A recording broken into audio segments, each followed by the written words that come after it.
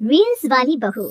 प्रज्ञा को रील्स बनाने का बड़ा ही क्रेज है और वो दिन भर रील्स बनाती रहती है।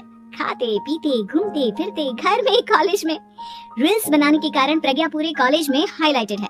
जहाँ उसके रील्स सभी को पसंद आते हैं, वहीं मनीषा चिंता में डूबी रहती है। एक रोज जब खाते हुए प्रज्ञा रील्स बना रही होती है, तब मनीषा कहती है, एक मिनट भी चैन नहीं है इस लड़की को। ये नहीं कि खाना तो आराम से खा ले, लेकिन नहीं, अरे थोड़ी देर रील्स नहीं बनाओगी तो आसमान नहीं टूट पड़ेगा। अरे मम्मी, इसी को तो कहते हैं डिटर्मिनेशन। तुम नहीं समझोगी ये सब। भगवान, इस लड़की को सद्बुद्धि दे। जब देखो तब टेढ़ा बाका मुंह बनाती रहती है। मनीषा की बात का प्रज्ञा पर जरा भी असर नहीं होता और वो खाते खाते रील्स बनाती रहती है। दिन बीतने लगते हैं और देखते देखते प्रज्ञा का कॉलेज भी खत्म हो जाता है। आए दिन कोई ना कोई मनीषा को प्रज्ञा की शादी करवाने का सुझाव दे जाता है। सब ठीक ही कहते हैं, प्रज्ञा की शादी कर देनी चाहिए। अपने घर के काम काज में व्यस्त हो जाएगी तो खुद ही ये रील्स और नाच गाना बंद हो जाएगा। मनीषा और प्रेम प्रज्ञा के लिए एक अच्छा लड़का ढूंढने लगते हैं और तभी विकी का रिश्ता प्रज्ञा के लिए आता है, जिसने प्रज्ञा को उसकी रील्स देखकर पसंद कर लिया था। अगले दिन विकी अपने माता पिता के साथ प्रज्ञा के घर पहुंच जाता है और प्रज्ञा साड़ी पहने हाथों में चाय की ट्रे लिए उनके सामने आती है। जब विकी को पसंद है तो हमें भी बहू पसंद है। बहन जी, आप बारात की तैयारी कीजिए।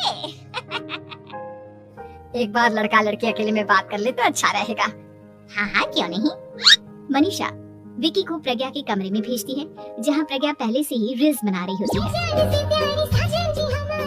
तभी विकी कहता है, आ गए आपके साजन जी। हमारे साथ ये रील्स कंप्लीट करती तो और भी अच्छा रहता। अच्छा जी, अब आ ही गए हैं तो बना ही लेती हूँ आपके साथ। दोनों मिलकर रील्स बनाते हैं। जब वी मीट और तुरंत पोस्ट भी कर देते हैं। फिर विकी कहता है, जब आप साड़ी में चाय लेकर आए तब मुझे लगा कि कहीं मैं गलत घर में तो नहीं आ गया। अब सही है। दोनों की शादी पक्की हो जाती है और शादी के दिन भी प्रज्ञा रील्स बनाने से चूकती नहीं। यहाँ तक कि बारात के समय भी नाचते हुए रील्स बनाती है। सभी लोग प्रज्ञा की तारीफ के पुल बांध देते हैं और प्रज्ञा नाचती गाती अपने ससुराल चली जाती है। सब कुछ अच्छा चल रहा होता है। प्रज्ञा यहाँ भी दिन भर हर चीज की रील्स बनाती रहती है। लेकिन कुछ दिनों के बाद जब सुनीता कहती है, बहू, ये रील्स के साथ साथ कुछ काम भी कर लिया करो। वैसे तुझे और क्या क्या बनाना आता है? मम्मी जी, वैसे तो सब कहते हैं कि मैं सब कुछ अच्छा बनाती हूँ, लेकिन मुझे लगता है कि मैं मैगी अच्छा बना लेती हूँ। हाँ, कॉफी भी अच्छा बना लेती हूँ और मुंह तो सबसे अच्छा बना लेती हूँ। हैं? अच्छा अच्छा। सुनीता अपना माथा पकड़ लेती है और कहती है, बहू, कुछ खाना बनाना भी सीख लेती हूँ। मम्मी जी, मैं लंबी प्लानिंग कर रही हूँ। जल्दी ही मैं इतनी फेमस हो जाऊंगी कि मुझे पैसे मिलने लगेंगे। हम दोनों सास बहू राज करेंगे, राज। नौकर काम करेंगी और लोगों की तो लाइन लगेगी हमसे मिलने के लिए।